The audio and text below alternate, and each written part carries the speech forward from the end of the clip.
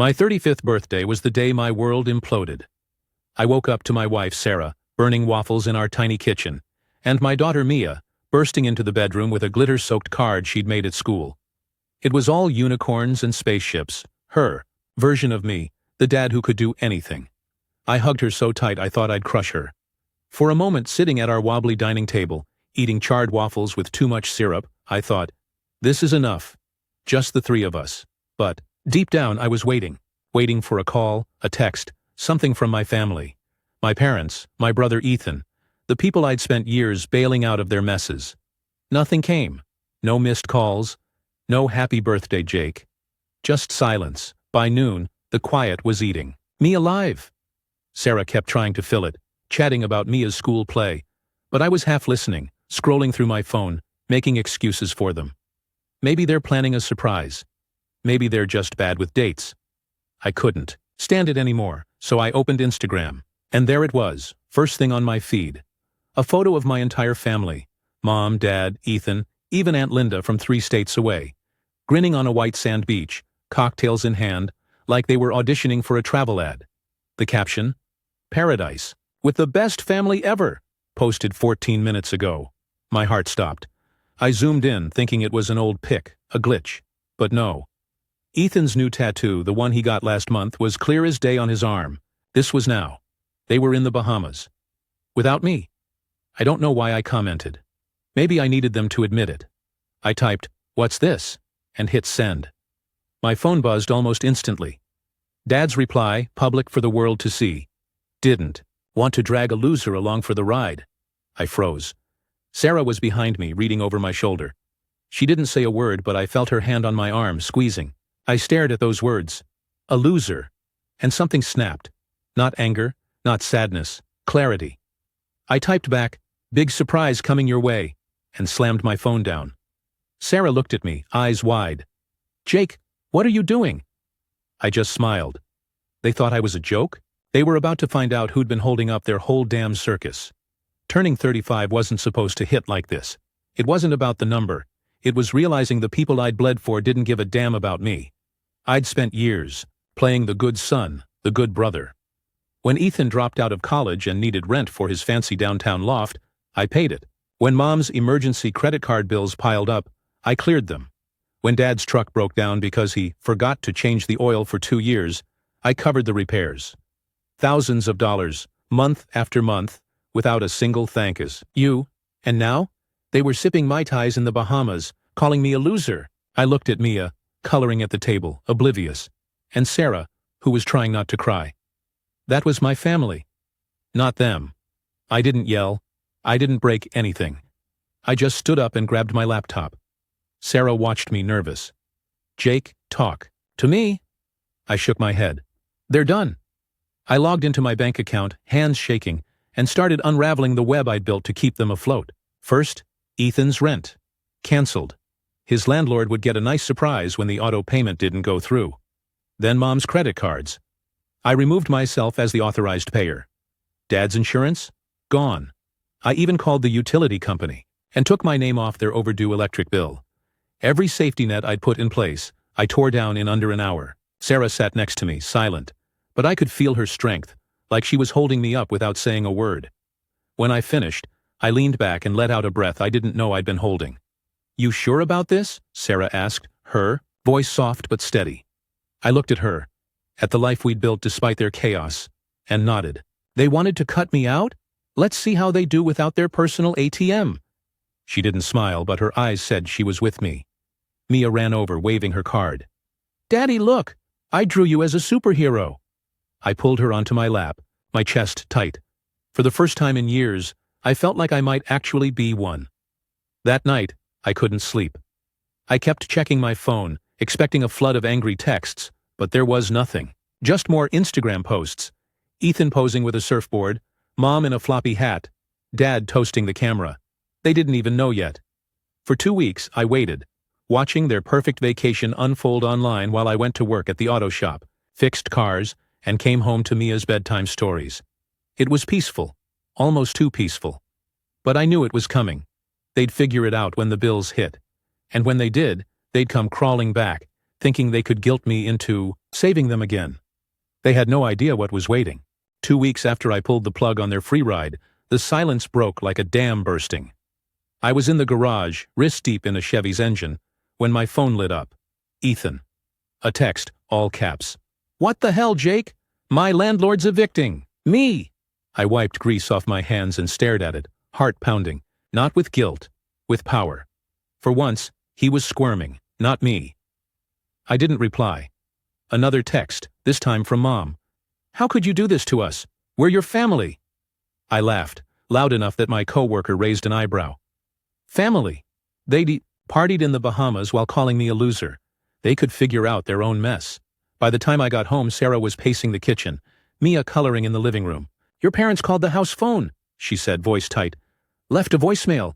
It's bad." I hit play. Mom's voice, half sobbing, half snarling. "Jake, you ungrateful brat. You think you can just cut us off? We raised you. You owe us." Then Dad, calm but venomous. "Fix this, or you're dead to us." Sarah's jaw clenched. I deleted the message, grabbed a beer, and sat down. "They're panicking," I said. Sarah nodded. "Good, let them." The next day, it got worse. Ethan showed up at the shop, red-eyed, in the same designer jacket I'd probably paid for. "You screwed me, man," he shouted, storming past a customer. My boss, Tony, stepped in, but I waved him off. "Let's talk outside," I told Ethan. In the parking lot, he was a mess, yelling about his lease, his reputation, how he couldn't afford to move. "You've got a job, right?" I said, leaning against a truck. He blinked, like the idea was foreign. "Exactly. Welcome to the real world." He called me a traitor, said I'd regret it, then peeled out in his car, another thing I'd fixed for free. That night Sarah and I sat Mia down. She was 6, too young to understand, but old enough to notice the tension. "Are Grandma and Grandpa mad at you?" she asked, clutching her stuffed unicorn. I swallowed hard. "They're just figuring some stuff out, kiddo." Sarah jumped in, voice soft. "We're okay, Mia.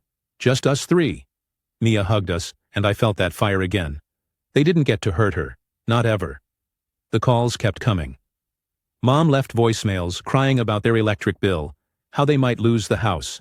Dad sent texts, alternating between guilt trips. "We sacrificed everything for you," and threats. "You'll pay for this." Ethan tried a different angle, DMing me on Instagram. "Bro, I'm sorry, okay? Just help me out one more time." I blocked him. Sarah watched me, worried but proud. "You're really done, aren't you?" she asked. I nodded. They thought I was their bank. Now they're bankrupt. But I wasn't naive. I knew they'd fight dirty. I called my bank, locked down my accounts, and checked my credit report. Clean, for now. Then I reached out to Ethan's landlord, confirmed the lease was in his name only. I did the same with Mom and Dad's utilities. Every payment I'd made, I'd been careful, never co-signed, never left my name on their debts. They couldn't trap me legally, but I braced for something worse. People like them don't just slink away. A week later, it hit. I was grilling burgers in the backyard, Mia giggling as Sarah chased her with a water gun, when my phone rang. Unknown number. I almost ignored it, but something told me to pick up. It was Aunt Linda, the one who'd been sipping cocktails with them in the Bahamas. Her voice was shaky. "Jake, I didn't know what they said about you, I swear. But they're planning something. I heard them talking at the airport." My stomach twisted. "What kind of something?" She hesitated. "They're saying you stole from them. That you've been hiding money, cheating them out of what's theirs. They're talking to a lawyer." I thanked her, hung up, and stood there, the smell of charcoal burning my nose. Sarah saw my face and sent Mia inside. "What's wrong?" she asked. I told her everything. Her eyes narrowed. "They're delusional. You gave them everything." I nodded, but my mind was racing. A lawyer? That meant they were desperate. Desperate enough to lie, to twist years of my generosity into some sick narrative. I wasn't just fighting for my money anymore. I was fighting for my name. That night, I dug through old emails, bank statements, anything that proved what I'd done for them. Every transfer to Ethan's account, every emergency payment to Mom's creditors, every receipt for Dad's truck. I had it all. Sarah sat with me, sorting papers, her silence louder than words. When we finished, I looked at her. "If they want a war, they're getting one." She grabbed my hand. "We'll bury them." For the first time in weeks, I slept like a rock, dreaming of the moment they'd realize they'd picked the wrong guy to screw over. The lawyer rumor lit a fuse. I wasn't just mad. I was done playing nice. The next morning I called a friend, Marcus, who's a paralegal at a local firm. "Can they sue me for cutting them off?" I asked, pacing my garage. Marcus laughed. "For not paying their bills? No. But if they're claiming you stole, they'll need proof. Got anything they might twist?" I thought of every dollar I'd sent them, every text begging for help. I'd kept records. "I'm covered," I said. "Good," Marcus replied. "Get a lawyer anyway. They sound unhinged." Sarah and I hired a pitbull attorney, Carla, who didn't blink when I showed her my paper trail.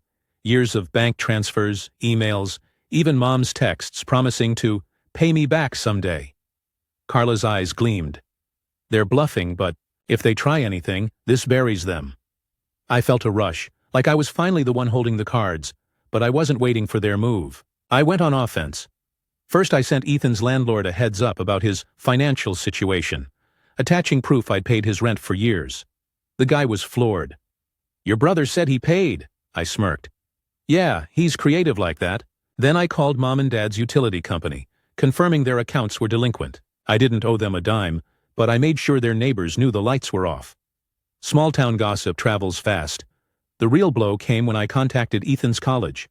He'd been dodging classes but still cashing my tuition checks.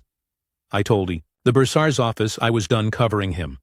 Within days, he was on academic probation, no money to bail him out.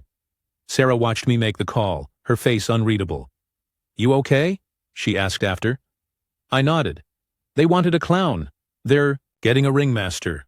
A week later, they struck back. I was at Mia's soccer game, cheering as she tripped over the ball, when my phone buzzed. A text from an unknown number. "You're a thief, Jake. Everyone will know." Attached was a screenshot of a Facebook post from Mom. Public, tagged to me. It claimed I'd stolen family savings and abandoned them. My hands shook. Sarah grabbed the phone, read it, and cursed under her breath. "They're desperate," she said. I wanted to scream, but Mia was waving from the field. I forced a smile, waved back. That night, I called Carla. "They're slandering me," I said, forwarding the post. She was calm. "Lethal. This is libel. We can sue. Want to?" I thought of Mia, of Sarah, of the life I was building without their poison. "Not yet," I said. "I want them to dig deeper." Carla chuckled. "You're cold, Jake. I like it." The post spread. Old high school buddies texted, asking if it was true. My boss, Tony, pulled me aside at the shop. "Your folks saying you robbed them. That's nuts." I showed him a few bank statements. His jaw dropped. "You paid their mortgage?" Word got around. Their lies were crumbling, but they didn't stop. Dad emailed me, a long rant about family loyalty and how Sarah was poisoning me. I didn't reply. I printed it for Carla's file. Then came the bombshell. Marcus called late, voice tense. "Jake, your parents tried to access your bank account, used your social security number. Bank flagged it." My blood ran cold. This wasn't just lies. They were committing fraud. Sarah overheard, her eyes blazing. "They're done," she said. I nodded, picking up the phone. "Carla, it's time." They thought they could break me. They were about to learn what happens when you corner a man who's got nothing left to lose. The fraud attempt was the final nail. I wasn't just fighting for my name now. I was out for blood. Carla moved like a shark, filing a police report for identity theft the same day Marcus tipped me off. "Your parents used your social security number to try opening a line of credit," she said, voice sharp.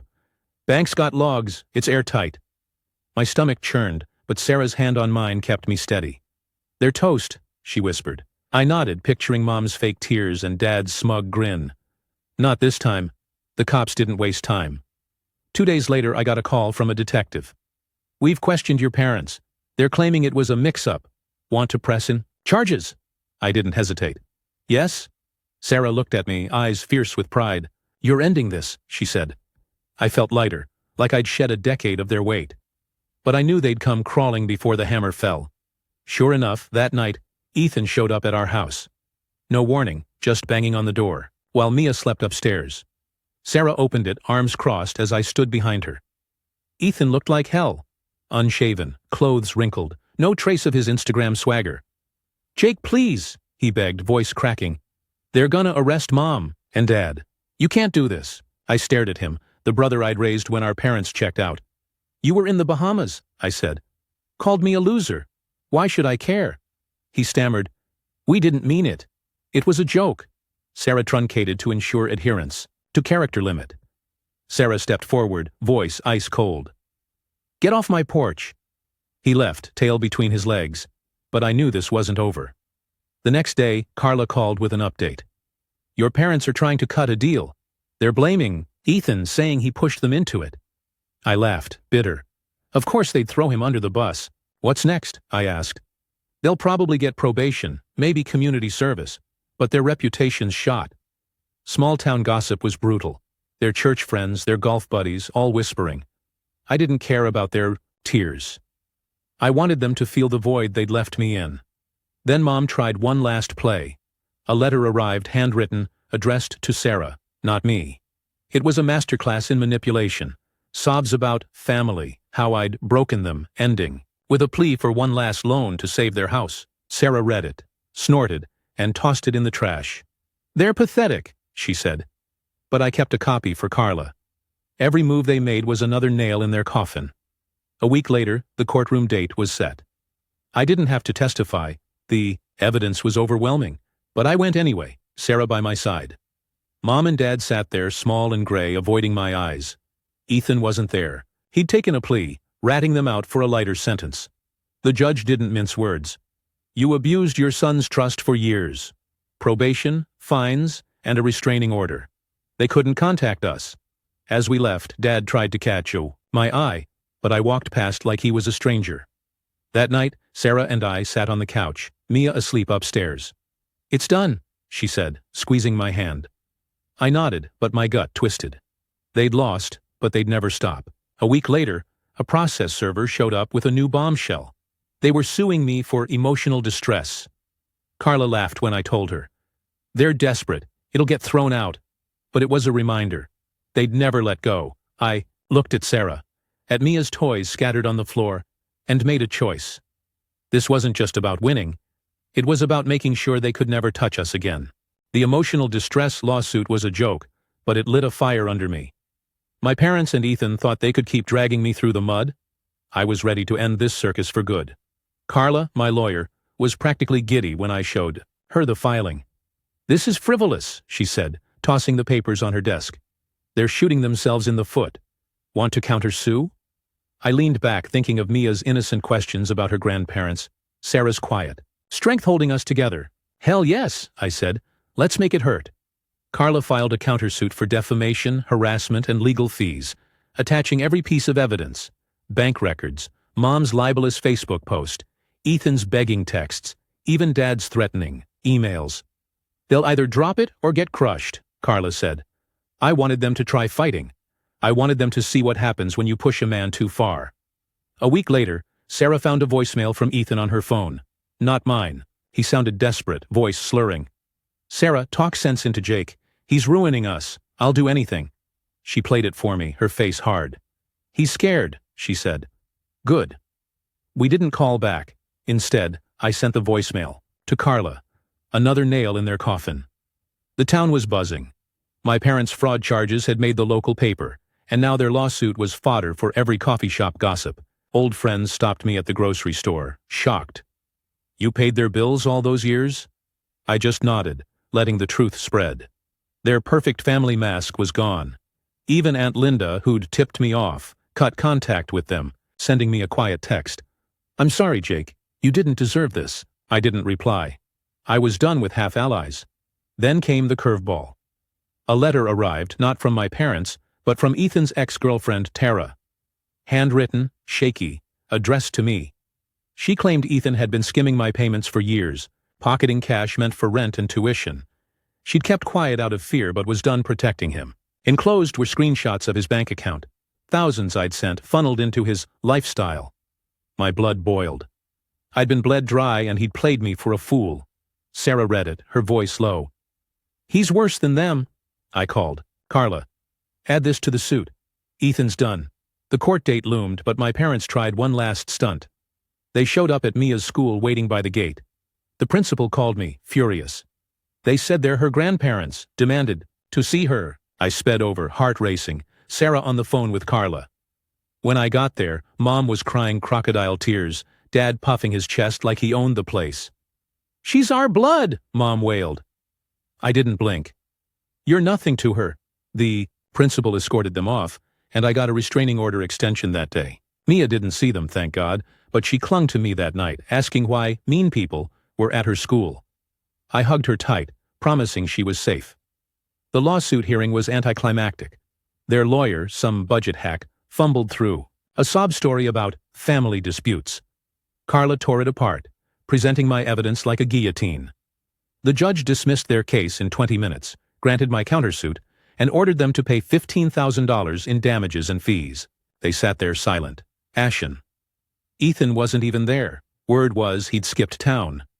As we left, Dad muttered, "You'll regret this." I didn't look back. That night, Sarah and I cracked open a bottle of wine. Mia was asleep, the house quiet. "We won," Sarah said, but her eyes searched mine. I nodded, but my gut screamed it wasn't over. People like them don't quit. They slither back. Sure enough, a week later, Carla called. "Jake, they're appealing. And they're claiming you forged their signatures on old loans." My jaw dropped. They were doubling down, risking everything on a lie. I looked at Sarah, her face set like stone. "Let's finish this," she said. The real war was just beginning. Their appeal was a desperate Hail Mary, and I was ready to swat it down. Claiming I forged their signatures on old loans? It was lunacy, but it proved they'd never stop. Carla, my lawyer, was practically salivating. "They're handing us a perjury charge on a platter," she said, pulling up their filing. "No proof, just lies." I gave her everything.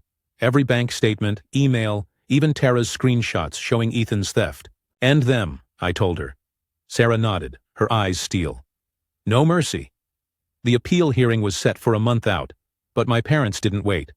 A package arrived at our new house, 2 towns over, where we'd moved for Mia's better school. No return address, just a USB drive and a note in Mom's dramatic cursive. "You'll want to see this." My gut screamed trap, but Sarah and I plugged it into an old laptop, ready for anything. It was a video. Mom, Dad, and Ethan, sitting in their living room, fake tears and all. They claimed I'd coerced them into loans, manipulated their finances, and abandoned them. Ethan even said I'd threatened him. It was a performance for the ages, but it was also evidence, proof they were fabricating a story for court. I sent it to Carla. "They just committed fraud on camera," she said, laughing. "This is gold." She filed for sanctions, accusing them of perjury and evidence tampering. The detective from the fraud case called too. "That video matches their statements to us. They're cooked." I felt a strange calm. They dug their own grave. 2 weeks later, they tried one last stunt. Sarah got a call from Mia's teacher. "Your brother-in-law was at the school asking about Mia's schedule." My blood ran cold. Ethan, that coward, was stalking my daughter. I called the cops, who tracked him to a motel outside town.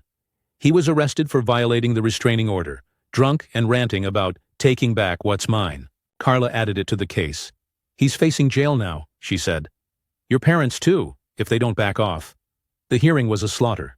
Carla presented the USB video, Tara's screenshots, and my meticulous records. Their lawyer, a new guy who looked like he regretted taking the case, stammered through a weak defense. The judge wasn't having it. "You've wasted this court's time with baseless claims," he said, glaring at my parents. He upheld the dismissal, awarded me another $20,000 in damages, and referred their perjury to the DA. Outside, Mom tried to approach me, sobbing. "Jake, we're family." I walked past, Sarah's hand in mine. They were ghosts now. The fallout was swift. Ethan got 6 months for the restraining order violation. My parents, charged with perjury and fraud, took a plea, probation and hefty fines. Their house was foreclosed. They moved to a rundown apartment. The town turned on them. Church friends ghosted. Their names became punchlines. I didn't gloat. I didn't need to. They'd destroyed themselves. A month later, a letter came from Ethan, postmarked from jail. No apology, just a plea. "I'm sorry you feel this way. Help me start over." Sarah burned it in the backyard while Mia roasted marshmallows. "No, more," she said, and I kissed her, the firelight dancing in her eyes. We were free. We finished Mia's treehouse that summer, hung a tire swing, booked flights to Italy, our first real family trip. Life felt clean, like we'd shed a skin we didn't know we were wearing. But late at night, I'd think about it. How loyalty means nothing if it's one-sided. How the people who called me a loser were the real clowns. The kicker? A final twist from Carla.